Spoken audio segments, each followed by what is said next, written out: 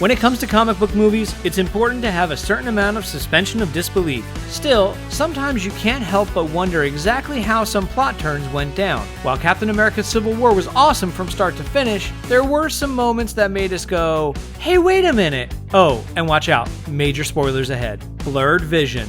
The event that kickstarts the movie into motion is the battle against Crossbones in Lagos, Nigeria, which ends with the villain attempting to explode Captain America and himself to bits. He fails in his attempt, thankfully, when Scarlet Witch shifts the blast elsewhere.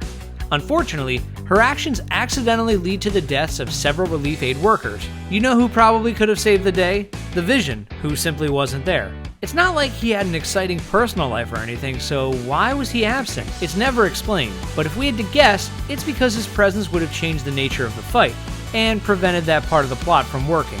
No spin zone.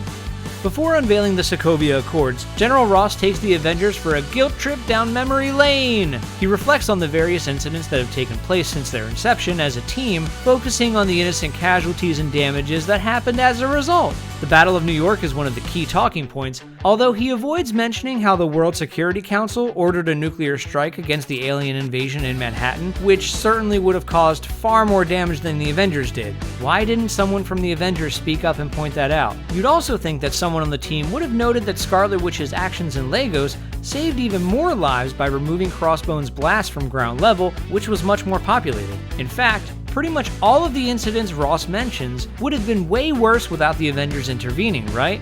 Shouldn't one of the super people mention that? Okay, that's enough.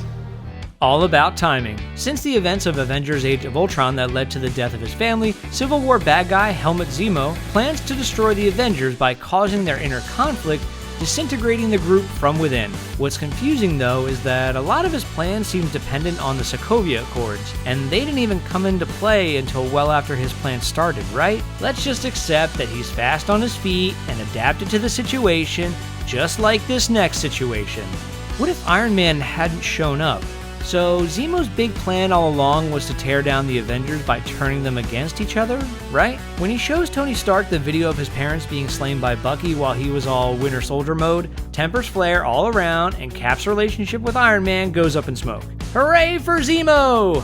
On the other hand, what was Zemo planning to do if Iron Man hadn't flown in when he did? It's not like he had any reason to believe that Iron Man was arriving, it was a spontaneous decision. Of course, there is one thing you can set your watch to. It's Tony making crazy, disastrous, spontaneous decisions. So maybe we'll just give him partial credit on that one. Thanks for watching. Subscribe to our YouTube channel to watch more videos like the one you just saw, and leave us a comment to let us know which plot holes we missed.